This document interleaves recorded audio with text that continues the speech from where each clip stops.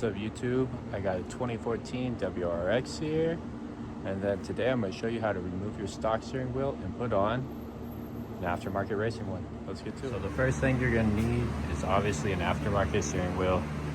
This is I believe a 70mm bolt pattern, and then you're going to need to get the specific adapter for your vehicle. This one is from a 2008 to 2014 WRX STI. Alright, so this side of the car, as you see, we have the stock steering wheel. We're gonna go ahead and remove this. Now, we are going to be keeping these control panels. There is an extra step due to that. We'll go over that later though. Alright, let's go ahead and remove the steering wheel. Okay, so we have our steering wheel set completely straight. That's the most important part first. Secondly, we'll pop the hood. Now that the hood's popped, let's go ahead and make sure that the airbags don't blow up in our face. So we're going to take off the positive on this. This is a racing battery. Yours shouldn't look like this. But go ahead and take off the positive, and then we'll go to the next step. Once your battery is disconnected, just put your terminals out the way. And now we're gonna come inside the car, and right under the bottom, right there, see if you could see that. On each side, there's a T30 Torx head. One on this side, and then one exactly on the opposite side. Go ahead and take those out. They won't come all the way out though, because they're captive bolts, but you go ahead and screw those loose. Okay, so now that both of these are loose, this one and that one, we're gonna go ahead and pull out of this, and that is what I'm holding is the airbag. Connected right there is the airbag sensor. Okay, so let me get a better angle and then I'll show you how to disconnect this. All right, so here's the connectors, and that's another connector at the bottom. So you're gonna have two locking tabs right there. You're just gonna make sure you pop those up first with a flat blade screwdriver. It's gonna look like that, not that, it's gonna look like that. And then you're just gonna pry it up from the bottom. Then you're just gonna take your flat blade and you're just gonna pry it up from the bottom like such. And it'll come out. And then just go ahead and pull this one out. It just slides right out. Okay, so this is what we're working with next. This is the bolt that needs to come out right here. And then these are the controls that are gonna have to come out. Okay, now we're gonna unplug the steering wheel controls. It's gonna be this plug, and that's gonna be this plug up top. Go ahead and squeeze those together and pull them out. And then we're gonna do the 17mm on this nut and break that free to pull out the steering wheel. All right, so the steering wheel is gonna be really tight. The nut's gonna be really tight. So you're gonna wanna pinch both your knees on the steering wheel and then break it free. This is a 17mm. Back it out to where it's almost completely off, and then just leave it there like such. Get a little further out. That way, when you're pulling on the steering wheel to pull it off, when it lets go and releases, it doesn't fly off and hit you. Okay, so it's very simple. Pull it off. You're just gonna pull from the top and the bottom, kind of give it a little wiggle and a twist, back and forth, a little rock, and then it'll pop right out. Okay, this is what it looks like when it's off. And this is what this looks like. All right, this is called a clock spring. So as you see, it moves. Do not twist it or spin it. There's some electrical wiring inside of it that will break. It only has a limited number of turns it can do. So just leave that alone. And then now we're gonna move to our adapter. Okay, we're back inside the shop. Now we need to remove these two because we're gonna do a bracket by a bracket that allows us to mount this to a racing steering wheel. So to remove those, you're just gonna pull these cables out of their little clip spots, like such. Okay, now it's every single one of the screws, just to make it easier on you. Once that's done, just flip it over, this just kind of pops right out, like such. There you go. That's what that's going to look like. We're not keeping this. The bracket doesn't allow us to keep the those controls, but it allows us to keep these. So now we're just going to remove these Phillips right here, and then they'll pop out. Okay, that's what they look like. So look it. That's what it looks like all disassembled. Now we'll move back to the car. Okay, so now we're back in the car. As you see, this airbag connector is going to be in the way, so the only way to remove this is by cutting them.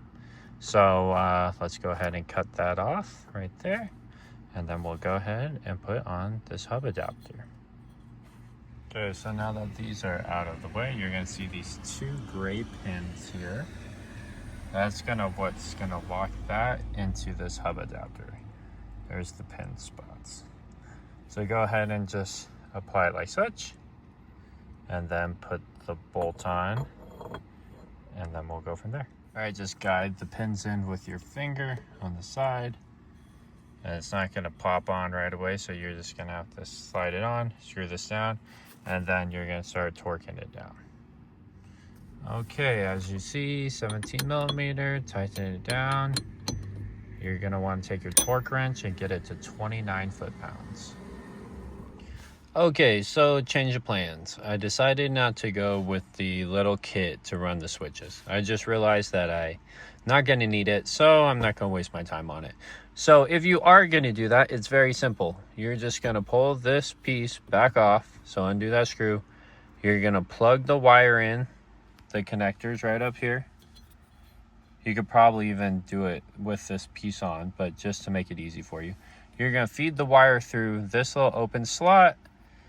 Now the bracket bolts on will be sandwiched between the quick disconnect and this, and then you'll use the bolts to hold it on. And then it's pretty self-explanatory from there. Now, since we're not doing that, we're gonna breeze past that, and now we are going to go into how to install the quick disconnect. Okay, so we have our quick disconnect right here. Forge red SRK 200. It's the 2.0 version. So what we're going to do is we're going to pull back this clamp like this, and it's going to pop off. Okay, so we're going to set this to the side, and we're going to take this ring, and now we are going to mount this ring. I'll show you how to do that with the proper shims. Now, there is these wires, and they are for the horn. If you're going to retain a horn in your aftermarket steering wheel, I am not, but they're pretty simple. Just plug and play. They start from the inside underneath this, and then it just follows through. And as you see, they're on the other side too. Then that's gonna plug into the horn that you decide to purchase. Okay, so inside the bag, you are gonna get a bunch of screws, and then you're gonna get these thin washers, and then you're also going to get this snap ring. We're not gonna use this. This is for servicing it. So we'll put that to the side. So you don't have to use these, but they do tighten up the installation. So those are just going to set like such, and then you're gonna put the disconnect over it. All right, so this is what it's gonna look like. There's the spacer between it. These are the provided screws, and you're gonna want to use these because, as you see, they have a flat, if it'll focus, they have a flat mounting surface on the back. If you try to use these, the steering wheel one, you can see they're recessed, so it's not going to mount properly. All right, so we're just going to tighten these all down in a star pattern, and we'll move to the next step. Okay, so now that that is all connected and everything's flush, we're now going to put the other half on. So you're just going to see the gold and the gold. Just gonna put it straight onto there, push forward and it seats on. Looks like that. All right, now we'll jump to the next part. Okay, now it's time for the steering wheel. So we're gonna use another washer like this, or however, and then we are going to put our steering wheel on. Now, if you have a center cap, which I do, right here, don't forget to put that on. If you don't worry about it. And now you're going to want to use any recessed screws, either ones that are provided with you but from your steering wheel, or if you have aftermarket ones like I do. All right, we're gonna go get those things together and bolt it all up. All right, and there it is, all finished. As you see, with the cap, steering wheel, washer, quick disconnect, other half of quick disconnect, washer, and then adapter plate. It's two options you could have added, which is the horn button, which we didn't go over, and then also the adapter plate for the auxiliary stuff, which would be around here. So this is it for the steering wheel install. This is how it disconnects. Just put your hand behind it like such, and you're gonna want to squeeze these triggers in, and it comes off like this. You're gonna take this bad boy with you wherever you go, and to put it back on, I'll show you with, see if I can do it with one hand. You just snap it forward, and there it is.